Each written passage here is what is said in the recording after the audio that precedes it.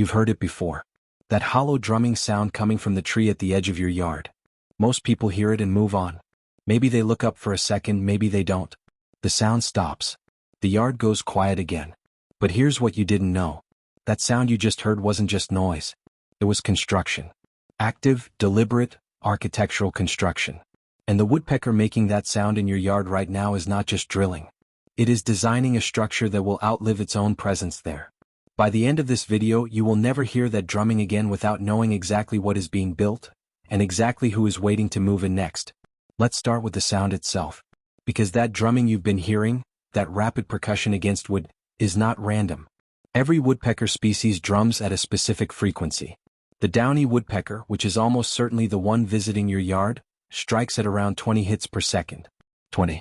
In 1 second. That's not a bird searching for food. That's a bird who knows exactly where to hit, how hard to hit, and why. Researchers at Cornell Lab of Ornithology documented that woodpeckers choose drumming surfaces specifically for resonance. They test the surface first. A few light taps. If the echo is right, they commit. If it isn't, they move to the next branch. Your woodpecker is not drilling randomly.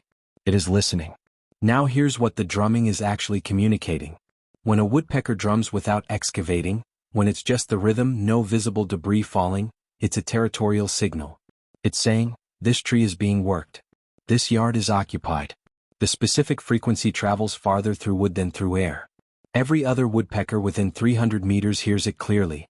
But when the drumming slows and you start to see small chips of bark falling from the tree, that's different. That's when construction has actually begun. This is the moment most people have seen and never understood. The chips falling. The bird going quiet for a few seconds. Then drilling again. That pause is not fatigue. That pause is measurement. Woodpeckers excavate in precise intervals. Drill, clear, assess, drill again. University of Wisconsin researchers tracking pileated woodpeckers found they maintain near-perfect vertical angles throughout a cavity excavation lasting up to 14 days. 14 days. The same bird, the same tree, the same hole. Not because the bird forgot it had started. Because the project requires 14 days to complete correctly. Let's talk about what that hole actually is. Because from your yard it looks like a hole in a tree. But from inside the tree, it is something else entirely. A completed woodpecker cavity is approximately 12 centimeters wide at its widest point. The entrance is deliberately smaller, tight enough to exclude most predators. The interior expands downward in a teardrop shape. The floor of the cavity curves upward at the edges. Not randomly, it prevents eggs from rolling. This is not instinct that got lucky. This is engineering that was refined over millions of years to work. The walls are smooth. The woodpecker spends the final phase of excavation not drilling outward, but polishing inward. Running its bill along the interior surface, removing splinters, creating a sealed chamber. And here's the detail that will stay with you. The woodpecker almost always orients the entrance hole facing slightly downward. Not level. Slightly down. Rain runs off the rim. The interior stays dry. There is no architect drawing this plan. There is no instruction the bird read. And yet every cavity in every tree in every yard follows the same specifications. Entrance angle. Interior dimensions. Floor curvature. Drainage orientation. Cornell lab researchers have measured hundreds of these cavities across North America. The variation in interior diameter is less than 2 centimeters across woodpecker populations separated by 1,000 miles. Now let's talk about what the woodpecker actually uses the cavity for. Because here is where most people assume wrong. The assumption is that woodpeckers make holes to find food. And yes, some of the smaller excavations are foraging holes. The bird extracts beetle larvae from beneath the bark, using a tongue that extends nearly 5 centimeters past the tip of its bill. That tongue, by the way, wraps around the inside of the skull when fully retracted. It attaches near the right nostril and coils behind the eye socket. If you have ever wondered why a woodpecker's head doesn't split open from the impact of drilling, the tongue acts as a biological shock absorber. But the large cavities, the ones that take 14 days, the ones with the smooth walls and the downward angled entrance, those are not foraging holes. Those are nesting cavities. And here's what changes everything. Woodpeckers are primary cavity nesters. Meaning they are the ones who create the hole.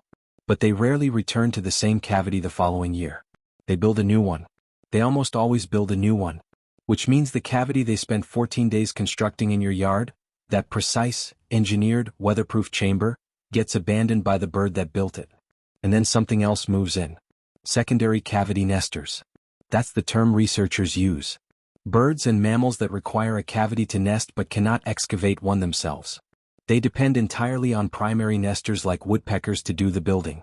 The list of species waiting for a woodpecker to finish and leave your tree is longer than you think. Eastern bluebirds, tree swallows, black-capped chickadees, tufted titmice, white-breasted nuthatches, flying squirrels, small screech owls, deer mice, even certain species of ducks, the wood duck, nests exclusively in tree cavities it did not build. It is waiting for a woodpecker to leave. A single woodpecker that excavates one cavity per year, across a 10-year lifespan, creates 10 housing units. 10 separate nesting sites that would not exist without that one bird. In your yard. In your neighborhood. Ecologists call woodpeckers keystone species. A keystone in an arch is the central stone.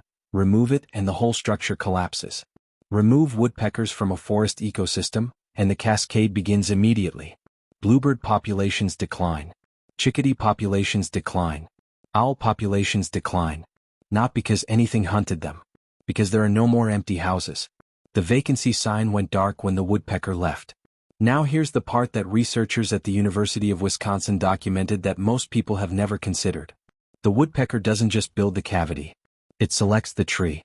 And the selection criteria are precise. The tree must have a specific degree of wood softness, not fully dead, not fully alive. A tree in early decay, where the heartwood has begun to soften but the outer shell remains structurally sound. A living tree is too hard. A fully dead tree is too fragile. The walls collapse. The woodpecker is selecting for a window of decay that produces the exact hardness profile it needs to excavate efficiently. Which means that woodpecker you've been watching in your yard has already assessed every tree on your property. It ran structural diagnostics. It chose the one tree in the right stage of decay, and it chose correctly. If you walk out to that tree right now and press your thumb against the bark near where the woodpecker has been working, you will feel a slight give. Just slight. The outer shell is firm.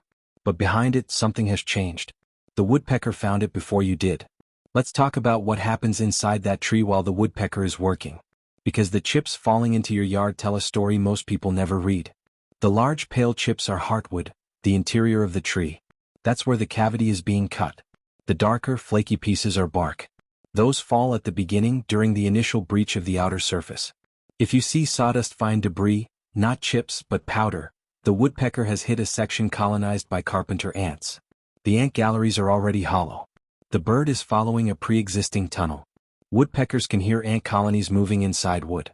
They press their bill against the surface and use the vibration transmitted through the skull to detect the specific frequency of insect movement 3 centimeters below the bark. They are not guessing where the food is. They are listening for it. This is the same neurological architecture, the bone conduction pathway through the skull, that allows them to navigate excavation in total darkness. Once inside the cavity, the bird is working blind. Every stroke of the bill is guided entirely by memory and vibration sense. Now let's zoom out. Because the single woodpecker in your yard is not alone in what it's doing. Across North America right now, downy woodpeckers, just the downy woodpeckers, excavate an estimated 4 million new cavities per year.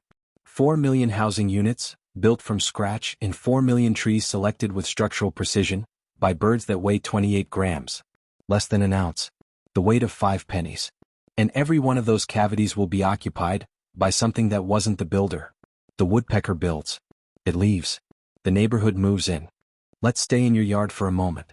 Because something is happening right now that you probably haven't tracked, and it changes how you see the next few weeks.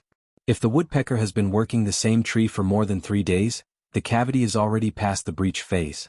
The entrance hole is established. The interior excavation is underway. Within approximately 2 weeks of completion, secondary nesters will begin inspecting it. You will see it happen. A chickadee will land near the entrance, hover briefly, look inside and leave. It's not lost. It's evaluating the property. Then a bluebird will check it. Then a nuthatch. They are not competing yet. They are cataloging. Every cavity in the neighborhood gets logged.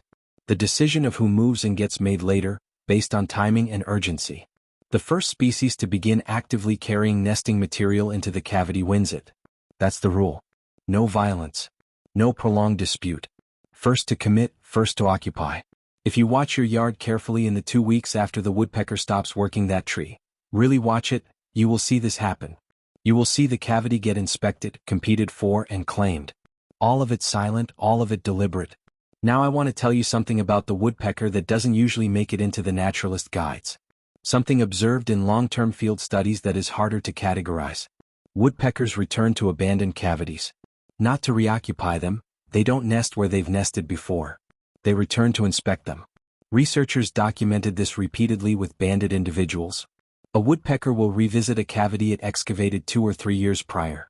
It will land at the entrance, look inside, sometimes tap the rim and leave. It is not confused. It is not searching for food stored inside. Researchers at Cornell documented one banded pileated woodpecker that returned to inspect a cavity it had excavated 4 years earlier, now occupied by a screech owl pair mid-nesting. The woodpecker landed, looked in for approximately 6 seconds and left without agitation. 6 seconds at the entrance of a structure it spent 2 weeks building. A structure now housing something else entirely. Whether that constitutes anything like recognition or memory in the way we experience those things, the science is careful about that. But the behavior is documented. The return is real. Let's talk about the drumming again. Because there are 2 different sounds your woodpecker is making, and most people hear them as the same thing. Excavation drumming, the construction sound, is irregular. The intervals between strikes vary as the bird adjusts pressure and angle. It sounds like work because it is work. Purposeful, effortful, non-rhythmic. Communication drumming, the territorial or mating signal, is perfectly metronomic. Consistent interval. Consistent pressure. It sounds like music because it is meant to be decoded, not to cut wood. If you go outside the next time you hear the drumming and simply listen for 5 seconds, listen for whether the rhythm holds steady or varies, you will know exactly what the bird is doing. You will be reading it. One more thing about the drumming that researchers found surprising. Woodpeckers show individual variation in their drum signature. The specific rate, the specific interval, the specific volume profile, it varies between individuals of the same species. Other woodpeckers recognize individuals by their drum signature. Your woodpecker has a sound that is specifically its own. The woodpeckers in neighboring yards know which individual is working your tree. They know it the way you recognize a voice before you see a face. Now let's come back to the tree in your yard. The one being worked. Because there is something you can do with this information. Something specific. If you have not already, note the entry side of the cavity. Which direction is the entrance facing? South or southeast facing entries allow morning sun to warm the interior during cold months. This is not random. The woodpecker considered it. The tree itself will be healthier where the woodpecker is working than it looks. Wood decay attracts bark beetles. Bark beetles attract woodpeckers. Woodpeckers extract the beetle larvae before the infestation spreads. Your woodpecker may be saving that tree. And when the woodpecker finishes and leaves, and the cavity sits empty for those first 2 quiet weeks, resist the impulse to do anything with it. Don't plug it. Don't trim the branch. Just leave it. Because something is already coming. It is already on its way. And when it arrives, it will hover at that entrance for a fraction of a second, evaluating a home it didn't build, in a yard it didn't choose, next to a house where you've been living your whole life without knowing this was happening. Zoom out one more time. Because the cavity in your tree is not an isolated event. It is one node in a network that spans your entire neighborhood. Every yard that has a woodpecker working a tree is producing a cavity. Every cavity will house something. The chickadees at your feeder this winter may have spent last summer in a cavity 3 blocks away, built by a downy you've never seen. The bluebird that appeared in your yard for 3 days last spring, the one you didn't expect, it was inspecting. It found the cavity too recently vacated, not yet clean enough. It moved on. It may come back. You are inside an ecosystem, not observing it from outside. Every tree in your yard, every cavity in those trees, every species that nests in those cavities, they are operating a system that was running before your house was built and will run after it's gone. The woodpecker is the reason that system runs at all. Remove the woodpecker, and the bluebird has nowhere to raise its young. The chickadee sleeps exposed through a January night it might not survive. The flying squirrel carries its young in its mouth, searching for a hollow that no longer exists. One bird, one hole. The rest of the web follows. University of Wisconsin researchers who spent 5 years studying old-growth forest cavity dynamics found something that doesn't appear in the standard descriptions of woodpecker behavior. Something that took years of patient observation to see. In forests where woodpecker populations were highest, species diversity across all cavity nesting animals was 3 times higher than in adjacent forests with low woodpecker activity. Not slightly higher. 3 times. The woodpecker doesn't just contribute to biodiversity. In forests with structural complexity, meaning dead and dying trees, The woodpecker is the primary driver of it. Everything else is downstream. And your yard, if it has even one tree old enough, one tree soft enough in the right places, is part of that system. Not a fragment of it. Not an approximation of it. The real thing running exactly as it always has. The next time you hear that drumming from the edge of your yard, that fast, hollow percussion against the old oak or the dead ash, you will know what is being built. You will know the entrance hole is already angled for drainage. You will know the interior walls are being smoothed. You will know that in 14 days the builder will leave, and something else will be already waiting to arrive. You will hear the drumming the way the other woodpeckers in your neighborhood hear it. Not as noise. As information. As an announcement. As the sound of a door being made, in a tree that will house a life you were never meant to see this clearly. Your yard has always been this. You just didn't have the vocabulary for it yet. Now you do. Go outside sometime this week and stand near that tree. Just stand near it. You don't have to do anything. The woodpecker will do what it has always done whether you're watching or not. But it changes a little when you understand it. It changes what the yard means. The science doesn't have a word for what it feels like to stand next to a tree that's being converted into a home for something that hasn't arrived yet. But you'll know the feeling when you're there. Tell me in the comments, have you ever watched a woodpecker working a tree in your yard? Really watched it long enough to see the chips fall? I read every one.